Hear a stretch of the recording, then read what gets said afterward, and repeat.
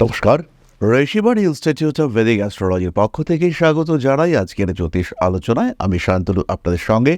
আলোচ্য বিষয় বিশুদ্ধ জ্যোতিষ। 2026 শুরু হয়ে গিয়েছে ঝড়ের গতিতে, একের পর একদিন এগিয়ে চলেছে এবং মানুষের বেশ কিছু প্রত্যাশা সেটাও কিন্তু রয়েছে। 2026-এ প্রত্যেকটি রাশি, প্রত্যেকটি লগ্নের মানুষ তারা কিছু না কিছু গেইন করবেন এ বিষয়ে নিশ্চিন্ত, কিছু না কিছু হারাবো আমরা সে বিষয়েও আমরা নিশ্চিন্ত। কিন্তু তবুও মন যেন কিছু হারাতে চায় না। মন যেন চায় যে সবসময় আমরা যেন প্রাপ্ত হতে থাকি। এর মধ্যেই এই প্রাপ্তি আর অপ্রাপ্তির অমিল, দুটোর মধ্যে গ্যাপ, তাতে কিন্তু সৃষ্টি হয় আমাদের মধ্যে কিছু ভয়, কিছু আশঙ্কা। এই আশঙ্কাগুলির উৎস খুঁজে বার করবার জন্যই আজকের আমাদের ভিডিও।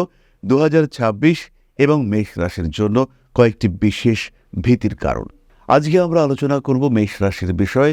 2026-এ কোন সময় অ্যাকচুয়ালি কোন দিক থেকে কিছু আশঙ্কা থাকছে, মূলত শারীরিক, অর্থনৈতিক, পারিবারিক এবং তার সঙ্গে সঙ্গে সামাজিক ক্ষেত্র, এই বিষয়গুলিকে নিয়েই আমরা চিন্তা করব, কথাবার্তা বলবো।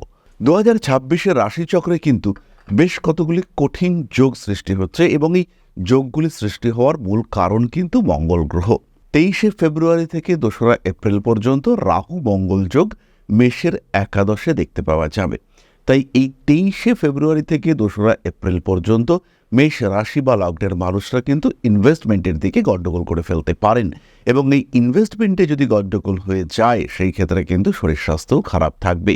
ঠিক এই সময় কোনো গোপন সম্পর্ক প্রকাশিত হওয়ার ভয় থাকছে। 2026-এর এই সময় কিন্তু ফিনান্সিয়াল সেক্টরে হঠাৎ উন্নতির সম্ভাবনা থাকলেও সেই টাকা ধরে রাখা এটা কঠিন হবে এবং এই টাকা যে বেরিয়ে যাবে বা এই টাকা যে ক্ষয়ক্ষতি হবে সেখানে কিন্তু আরও বেশ কিছু বাড়তি ক্ষয়ক্ষতির সম্ভাবনা সেটাও রয়েছে। অর্থাৎ আপনার পুরনো সেভিংসেও কিন্তু হাত পড়তে পারে। এর ঠিক পরেই সৃষ্টি হচ্ছে একটা অদ্ভুত যোগ। সেই সময় কিন্তু শনি এবং মঙ্গল একত্রে থাকবে। শনি মঙ্গল যোগ মিথুনে হবে এবং এই যোগের উপরে কিন্তু রাহুর দৃষ্টি থাকবে। দ্বাদশে শনি মঙ্গল রাহুর এই সম্পর্ক যারা বিদেশে রয়েছেন তাদের ক্ষেত্রে কিন্তু স্ট্রেস ফ্যাক্টর ক্রিয়েট করবে। বৈদেশিক যোগাযোগের ক্ষেত্রে সমস্যা, বিদেশে কিছু আইনি জটিলতা এটা সৃষ্টি হতে পারে এবং সময়টা হলো 2রা এপ্রিল থেকে 11ই মে। এই সময় শনি মঙ্গল যোগের উপরে রাহুর দৃষ্টি, পায়ে আঘাতপ্রাপ্তির সম্ভাবনা সেটা থাকছে। তার সঙ্গে সঙ্গে রোগের কারণে হসপিটালাইজেশনের ভয় এটাও কিন্তু মেষের ক্ষেত্রে থাকছে। তাহলে মেষ রাশি বা লগ্নের মানুষদের জন্য এই সময়টা কিন্তু খুব একটা শুভ সময় নয়। এই সময় মেষকে অবশ্যই মহামৃত্যুঞ্জয় মন্ত্রের পাঠ করতে হবে এবং কন্টিনিউয়াসলি এটা করতে হবে এবং সম্ভব হলে দিনে 2বার করে এই কাজটি করতে হবে। এরপরে মঙ্গল সক্ষেত্রী হবে, সেই সময় কিন্তু বড় কোনো স্ট্রেস ফ্যাক্টর থাকছে না, কিন্তু ভয় রয়েছে সামান্য রং ট্রিটমেন্টের, মাথার যন্ত্রণায় কষ্টপ্রাপ্ত হতে পারেন। মেষে মঙ্গল, তার উপরে কেতুর দৃষ্টি থাকবে এবং এই কারণে মেষ রাশি বা লগ্নের মানুষদের একটু রেগে যাওয়ার টেন্ডেন্সি, সম্পর্কহানির ভয় সেটা থাকবে। তবে সেটা নিয়ে দুশ্চিন্তার কোনো কারণ নেই। যে সমস্ত সম্পর্ক অপ্রয়োজনীয় কেবলমাত্র তারাই আপনার জীবন থেকে দূরে সরবে, এছাড়া কিন্তু কোনো রকম কোনো দুশ্চিন্তার জায়গা নেই। এর পরের গুরুত্বপূর্ণ ঘটনাটি ঘটবে যখন মঙ্গল বৃষ রাশিতে প্রবেশ করবে। মঙ্গল বৃষ রাশিতে প্রবেশ করবে জুন মাসের 20 তারিখ এবং 2 আগস্ট পর্যন্ত মঙ্গল কিন্তু বৃষতেই থাকবে। এই সময় মঙ্গলের উপরে থাকবে শনির দৃষ্টি আর মঙ্গলের দৃষ্টি থাকবে, চতুর্থ দৃষ্টি, সেটা কেতুর উপরে। ফলে মেষ রাশি বা লগ্নের মানুষদের কিন্তু এই সময় শিক্ষাক্ষেত্র নিয়ে ভয় থাকছে, সন্তানের স্বাস্থ্য নিয়ে কিছুটা দুশ্চিন্তা থাকছে। ভয় ওয়ার্ডটাকে আমি এখানে ইউজ করব না, আমি অবশ্যই বলবো দুশ্চিন্তা, এই বিষয়টি এখানে থাকছে এবং তার সঙ্গে সঙ্গে রিলেশনশিপে কিছু অদ্ভুত কমপ্লিকেশনের ভয়, সংশয়, সন্দেহ এটাও কিন্তু থাকছে।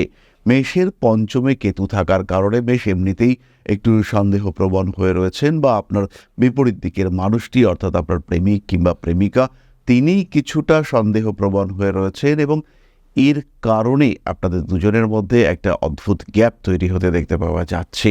এই সমস্যাটি কিন্তু মেষের ক্ষেত্রে আরেকটু বাড়তে দেখতে পাওয়া যাবে। পারস্পরিক বিশ্বাসের অভাব একটা মাত্রা পাবে, একটা যে এবার সেপারেট হয়ে যাব, এবার আমাদের দুজনের রাস্তা আলাদা হবে, এই বিষয়টি কিন্তু দেখতে পাওয়া যাবে।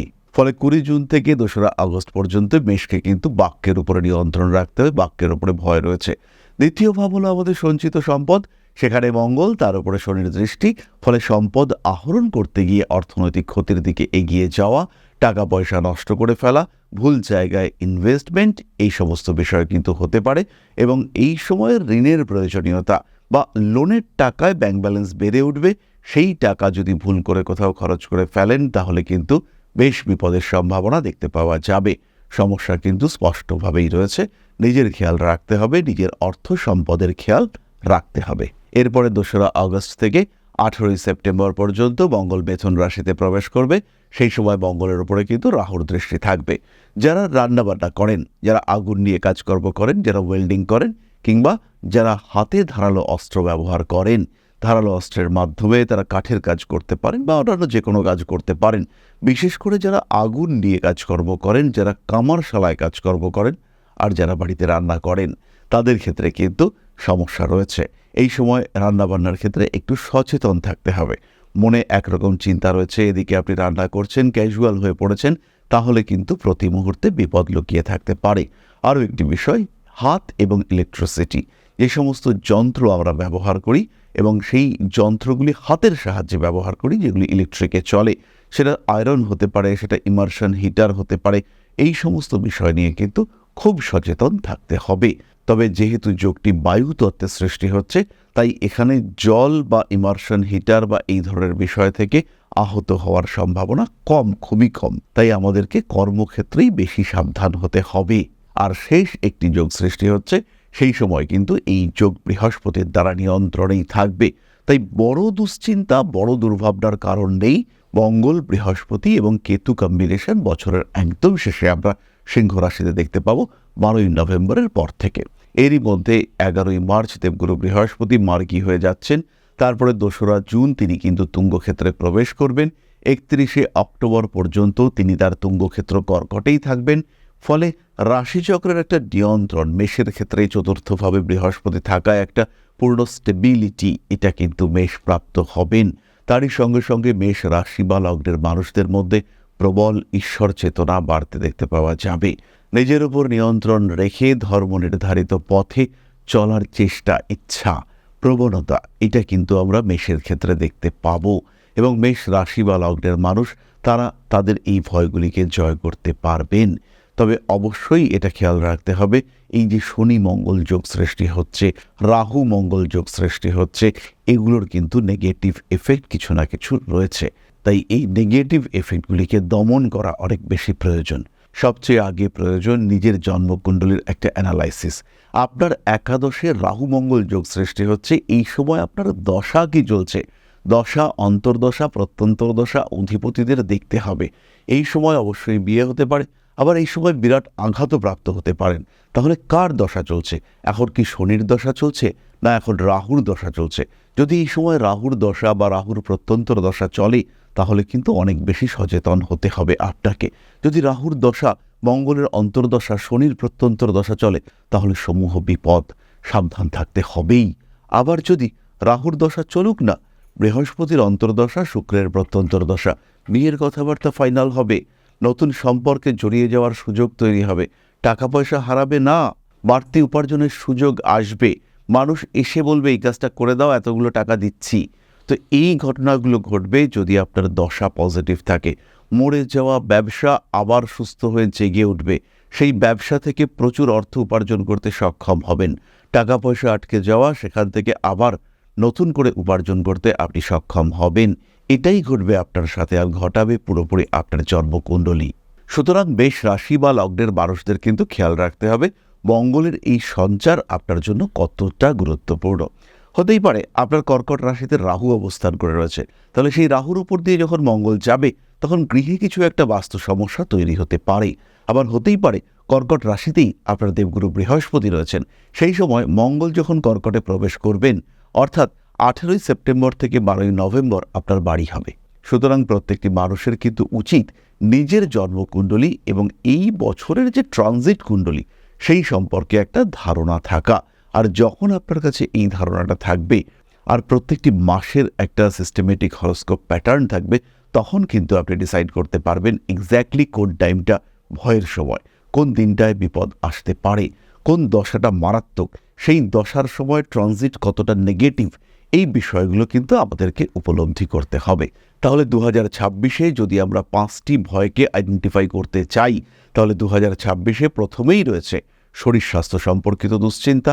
সময়গুলি আমি ইতিমধ্যেই বলেছি। তার সঙ্গে সঙ্গে দ্বিতীয়ত রয়েছে আইন সম্পর্কিত অশান্তি। মঙ্গল রাহু যখন যখন সম্পর্ক সৃষ্টি করছে, মেষের কিন্তু সেই সময় কিছু সমস্যা সৃষ্টি হতে পারে, স্পেশালি যখন মঙ্গল মিথুন রাশিতে অবস্থান করবেন, অর্থাৎ 2 আগস্ট থেকে 18 সেপ্টেম্বর পর্যন্ত।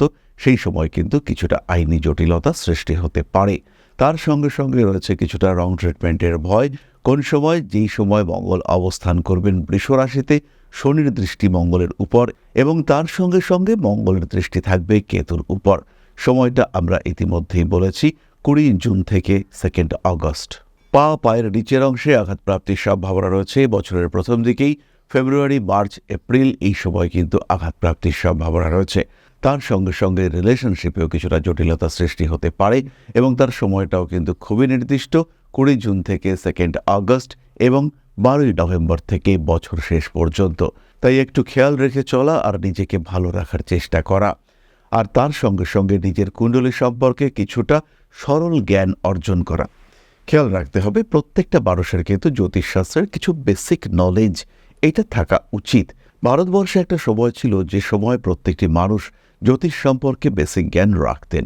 এখনও কিন্তু সমাজে এই বিষয়ের প্রয়োজনীয়তা সৃষ্টি হয়েছে। আধুনিক বিজ্ঞান এবং তার সঙ্গে সঙ্গে ভারতীয় দর্শনের এই মেলবন্ধন, এটা কিন্তু আপনার জীবনকে 100% পারফেক্ট করে তুলবে।